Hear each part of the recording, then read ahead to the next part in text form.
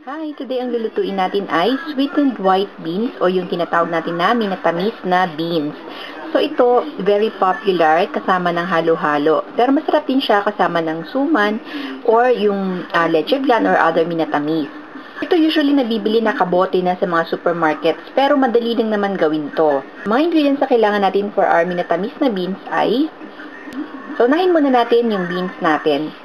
This is 600 grams ng white beans. So, ito nakakabili sa mga supermarkets at meron din naman sa palengke. Ngayon, meron ding iba-ibang sizes to. Merong maliliit at meron ding malalaki. This is 600 grams, pero pwede rin na gumamit kayo ng mga 500 grams lang or pwede rin naman na 1 kilo. Ang isa pa natin kailangan is 2 tablespoons ng sodium bicarbonate or carbonato or yung tinatawag natin na baking soda. So, yung baking soda, makakatulong siya para mapalambot yung balat ng ating beans. So, kung ang lulutuin ninyo is about 1 kilo ng beans, pwedeng dagdagan nyo pa yung inyong carbonato or baking soda na gagamitin dito. So, what we're using today is 2 tablespoons ng baking soda. So, una natin gagawin is, kailangan nating ibabad muna itong ating beans para lumambot yung balat niya. So, ilalagay natin to sa isang malaking pot or sa isang malaking bowl. So, ilalagay natin. Kasama natin yung ating baking soda or carbonato. At lalagyan natin to ng water.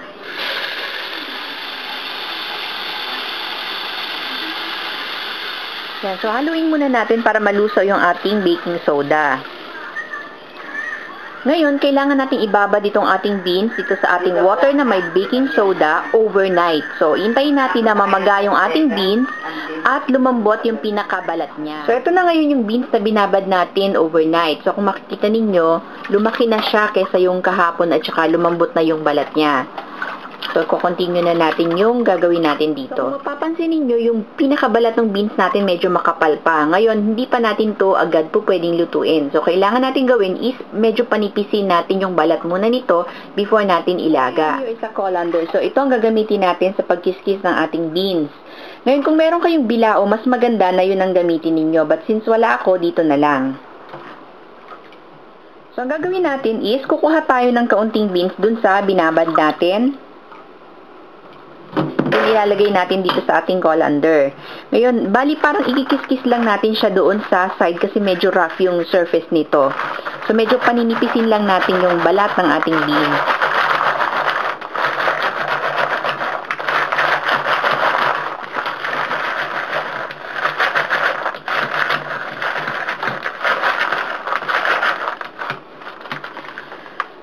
So, pag medyo matagal nyo nang kinikis-kis yung beans dito sa ating colander, magiging ganito ang itsura niya. So, ito na yung nakiskis na beans na manipis na yung balat. At ito naman yung beans na hindi pa nakikiskis. So, may difference siya, di ba? Kita nyo na mas manipis yung balat nung nasa right hand ko kaysa dun sa kaliwa. So, kailangan maging ganito lahat ng binabad natin na beans before natin mai-continue yung pagluluto nito. Ito na yung beans natin at manipis na yung balat niya. Isa-set aside muna natin to. So, transfer natin to sa isang bowl at i-continue lang natin yung pagkiskis dun sa ibang beans na binabad natin hanggang mai-kiskis natin sila lahat at numipis na yung balat nila. So, habang kinikiskis natin at pinapanipis yung balat ng ating beans, magpapakulo naman tayo ng tubig. Kasi yung beans, kailangan pakuluan muna natin siya bago natin siya lutuin sa arnibal. So, babalikan natin to pag kumukulo na yung tubig. Beans na kinuskus natin kanina dun sa gilid ng ating colander. So, manipis na yung balat niya. Ngayon, anything na magpo-float dito sa water, alisin ninyo. So, kahit na bean siya o yung buto or balat or anything, basta anything na mag-float, alisin ninyo. So, ito, bali, i-drain natin.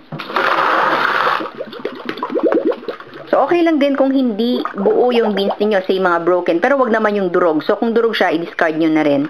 So, hugasan muna natin to.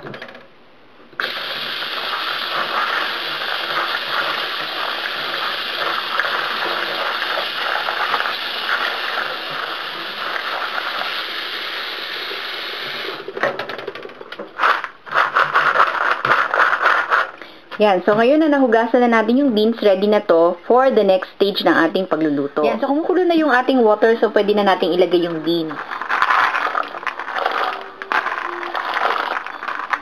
Gusto natin iluto sa sa arnibal itong ating beans, kailangan pakuluan muna natin siya para lumambot yung beans natin. So, hindi natin ito papakuluan hanggang durog na durog siya, but yung dapat tamang-tama lang yung pagkalambot niya. So, from time to time, hahalu-haluin natin to at babalikan natin mamaya. Tingnan natin kung luto na siya. So, para naman doon sa sugar syrup natin, ang kailangan natin ay 4 cups ng water, 750 grams ng white sugar, at 4 leaves ng pandan na binuhol natin into a knot. So, dito sa pot, ilalagay natin yung ating water, yung sugar, pati na rin yung ating pandan leaves. Haluin natin para matunaw yung sugar natin. So, ito naman, bali hintayin natin na lumapot yung ating syrup. So, pakukuluin lang natin to hanggang lumapot siya, bale. Balikan natin. Yung nilaga natin, ready na to, bale. So, pwede nating hanguin kasi malambot na siya. So, malalaman nyo kung ready na yung beans kapag wala na kayong nakikita na white dun sa ibang part ng beans natin. So, dapat even yung color niya na medyo brownish ng konti. So, hanguin na natin to. Kailangan tanggalin natin yung water nito para ma-stop na yung pagluluto niya.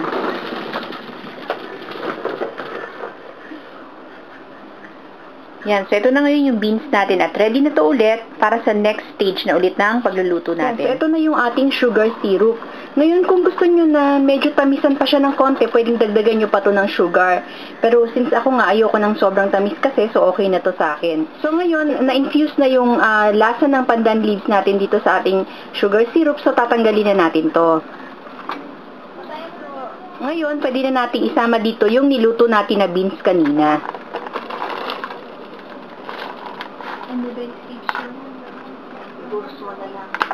So, since luto yung beans natin, pakukuluin muna natin to dito sandali before natin patayin yung apoy. So, babalikan natin to. Yan. So, once kumulo yung ating beans, pwede na nating patayin yung apoy. So, since nung inlagay natin yung beans natin dito sa ating sugar syrup, luto na siya, hindi natin kailangan na lutuin to ng matagal. Ngayon, kagaya nung sinabi ko, before nyo ilalagay dun sa inyong arnibal or sugar syrup yung beans, see to it na pantay ang pagkaluto niya. Or yung kagaya nga sinabi ko kanina, yung wala siyang patse na kulay puti. Kasi kapag ganon, magiging matigas yung beans ninyo at hindi siya masarap kainin. So ito, palalamigin muna natin dito completely before natin i-bottle or ilagay sa ref. So babalikan natin to. How we're serving our sweet beans or minatamis na beans. So, pagka malamig na siya, pwede nyo siyang ilagay sa bottle at i-refrigerate. So, masarap itong i-serve ng malamig siya. Kasi, habang nagtatagal siya sa ref, lalo siyang kumukunat. So, ito tamang-tama i-serve kasama ng sumang antala. Pwede rin naman yung leche flan. Or, pwede rin itong isahog sa halo-halo.